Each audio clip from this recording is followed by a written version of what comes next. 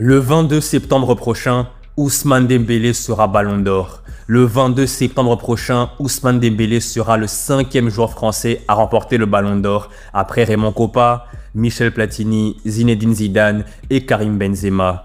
Selon plusieurs médias français et espagnols, Dembélé est déjà au courant. Et pour ceux qui n'ont pas vu sa story sur les réseaux sociaux, je vous recommande d'aller la voir. Il a mis une photo de lui quand il était jeune à Rennes et avec pour musique une chanson de Tiakola. Le titre c'est Formidable. Et ça, c'est un message subliminal, c'est un message caché.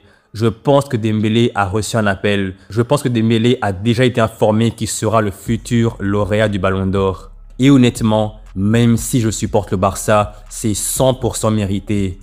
Vitinha, Hakimi, Pedri, Rafinha ou Lamine Yamal le méritaient aussi. Mais franchement, voir Dembélé Ballon d'Or par rapport à tout ce qu'il a fait au PSG, par rapport à tout ce qu'il a fait l'année dernière, c'est 100% mérité. Là maintenant, il a 28 ans, il est dans ses meilleures années footballistiques. Luis Enrique l'a complètement transformé au Paris Saint-Germain.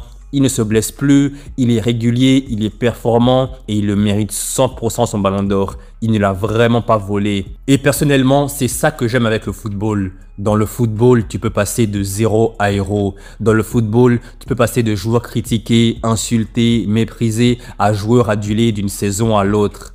Ousmane Dembélé sera Ballon d'Or, le 5e Ballon d'Or français de l'histoire et il va le gagner avant Kylian Mbappé qui était le joueur sur qui tout le monde comptait pour remporter plusieurs Ballons d'Or. Les gens pensaient que Mbappé aurait 3, 4 voire 5 Ballons d'Or ou plus dans sa carrière, mais au final, aujourd'hui à l'instant T, Kylian a 26 ans, bientôt 27 dans 3 mois et il n'a toujours pas de Ballon d'Or alors que Dembélé moqué, critiqué, insulté, surtout quand il joue au Barça. Mais là maintenant, il sera Ballon d'Or à 28 ans au Paris Saint-Germain. Et c'est là que tu vois que le football, ça va vite. Le football, ça va très très vite. Il n'y a pas de mauvais joueurs. Je répète, il n'y a pas de mauvais joueurs. Il n'y a que des mauvais contextes. Dembélé au Barça, ça se passait mal au début, mais vers la fin, ça allait mieux. Mais il avait décidé de quitter le Barça pour aller au Paris Saint-Germain. Et honnêtement, aujourd'hui, en prenant du recul, on voit que c'est la meilleure décision qu'il a prise dans sa carrière. Quitter le Barça pour aller au Paris Saint-Germain et retrouver Luis Enrique. Aujourd'hui, c'est un joueur complètement métamorphosé. C'est un joueur qui a son prime dans ses meilleures années. Il se blesse plus, il est performant, il est régulier. C'est la tête d'affiche du Paris Saint-Germain. Et là maintenant, dans 3 semaines exactement, il sera Ballon d'Or 2025. Et franchement, c'est totalement mérité. C'est vrai que ses premiers mois la saison dernière n'étaient pas très bons. Entre août et fin décembre, Dembélé n'était pas vraiment à un top niveau.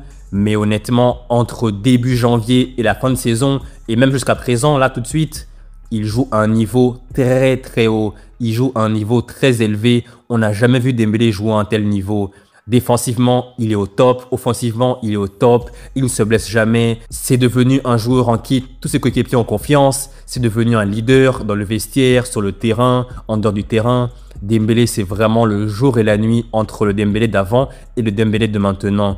Il est devenu un joueur mature. Il s'est marié. Il a un enfant. C'est vraiment une métamorphose à 100% pour Dembélé. Et honnêtement, même si j'aurais aimé le voir avoir un tel niveau au Barça et pas se blesser autant qu'il s'est blessé au Barça, je suis content de voir qu'au Paris Saint-Germain, ça se passe très bien pour lui. Depuis Dortmund, même depuis Rennes, personnellement, je croyais beaucoup en lui.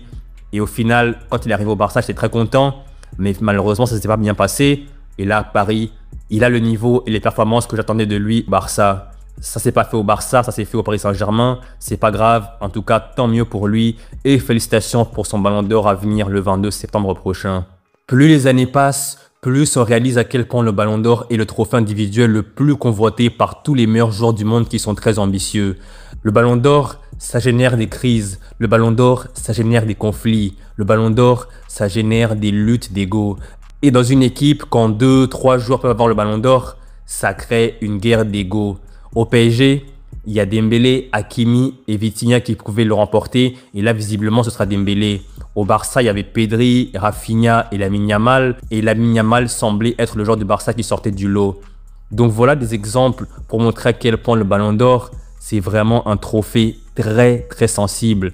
Ça touche l'ego des joueurs qui sont susceptibles de le remporter. Et la moindre déclaration, la moindre polémique peut avoir un impact direct sur les performances des joueurs, sur leurs relations. Voilà pourquoi Ballon d'Or est vraiment un trophée compliqué. C'est un trophée qui vraiment touche l'ego des joueurs. Et tous les grands joueurs qui prétendent ne pas être intéressés par le Ballon d'Or, ce sont vraiment tous des menteurs. Tous sans exception, je dis bien tous sans exception, qui savent qu'ils ont un niveau extraordinaire, pensent au Ballon d'Or. Ils le savent. Ils peuvent ne pas le dire, mais au fond d'eux, ils le savent. Ils le veulent en secret. Ils le veulent tous. Et là maintenant, ce sera Dembélé le Ballon d'Or. Je pense que Vitinha semble l'avoir accepté. Vitinha, c'est pas un joueur qui parle trop, c'est pas un joueur qui semble avoir un ego surdimensionné. Je pense que Vitinha, c'est un joueur qui l'a accepté depuis longtemps que Dembélé sera Ballon d'Or.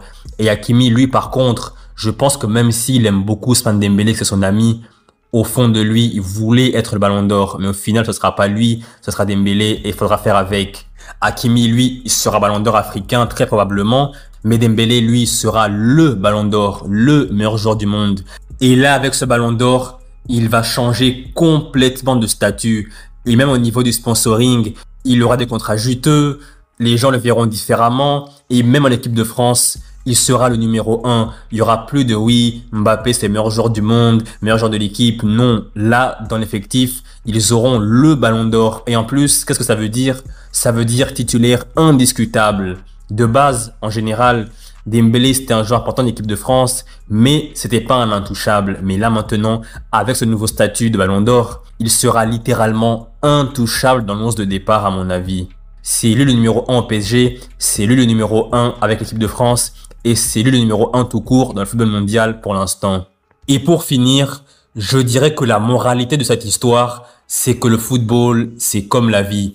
Tu peux passer de héros à zéro et de zéro à héros d'un jour à l'autre. Dembélé, il a été longtemps critiqué, méprisé, insulté. Mais aujourd'hui, il est sur le point d'être Ballon d'Or à 28 ans. Donc il ne faut jamais, au grand jamais, enterrer un joueur de foot. Donc voilà, c'est la fin de la vidéo. J'espère que vous avez aimé la vidéo et si c'est le cas, n'hésitez surtout pas à liker la vidéo, à la partager, à vous abonner, à commenter et je vous dis à la prochaine pour une nouvelle vidéo. Salut!